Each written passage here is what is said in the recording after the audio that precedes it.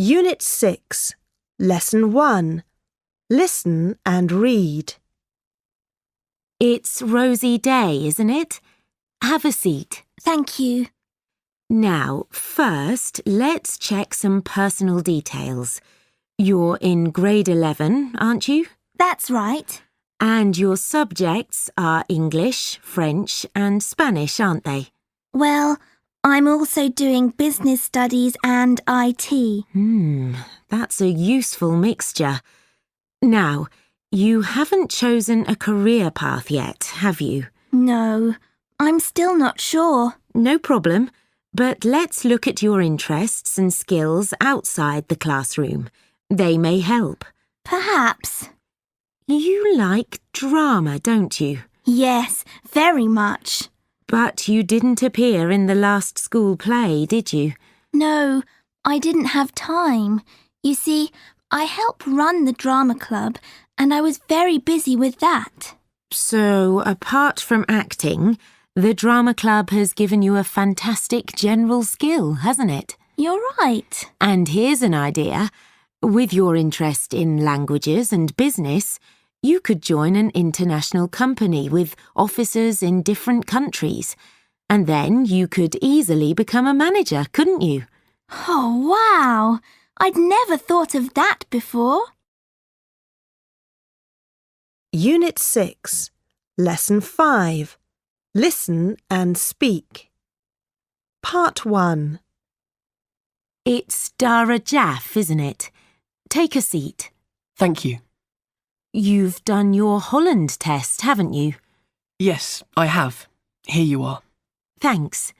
I expect you found it interesting, didn't you? Yes, it was interesting. But it can't really help me decide my future, can it? Well, yes, it can. Let's start with your Holland code. I wrote R-A-E. So you like to be with people who are realistic, artistic and enterprising, don't you? That's right. Part 2. Now tell me, why did you write R first? My friends are all into computers and software, and so am I. That goes with R for realistic, doesn't it? Yes, sure. And what made you write A? A lot of the people I know like writing software. Me too. I've always loved computer games. And now I've started creating my own. It's okay to call that innovative, isn't it?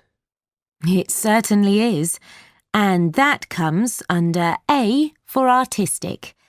And finally, you wrote E, didn't you? Why was that? Well, recently, I set up the new school computer club with 2 friends. We're doing well, and we've just finished building our own website. Very enterprising. Well done. Thanks. Part 3. Now, your Holland code also shows us something about general skills that you can use in your career. Really? How does that work? Take R for reality. That's about your interest in computers and software, and skills that relate to those things include setting up and using equipment. I see. And what about A for artistic? Well, creating websites and computer games needs skills such as inventing and designing. Yes, I can see that. And E for enterprising? Setting up the computer club with your friends needs skills for dealing with people. For example, being part of a group and also leading a group. That seems right. So you can see you've been developing lots of useful skills that may help you in the future. Part 4. So, does all this lead to any career ideas? Yes, certainly. I think it shows clearly that you should work in the computer software industry. I agree with that. And you would probably do well in the field of computer games or in the field of website design. I'm happy with that to start with. But later, maybe I'll want to change to something else. Yes, Everything and everyone changes a lot in today's world of work. But listen, here's one idea that comes from your Holland code letter E for enterprising. What's that? Remember the skill of leading a group? After a few years of experience in a software company, you could think about starting your own business. I like that idea. Thanks. Unit 6, Lesson 5, Pronunciation. 1. You've done your Holland test, haven't you? 2. I expect you found it interesting, didn't you? 3. It can't really help me decide my future, can it? 4.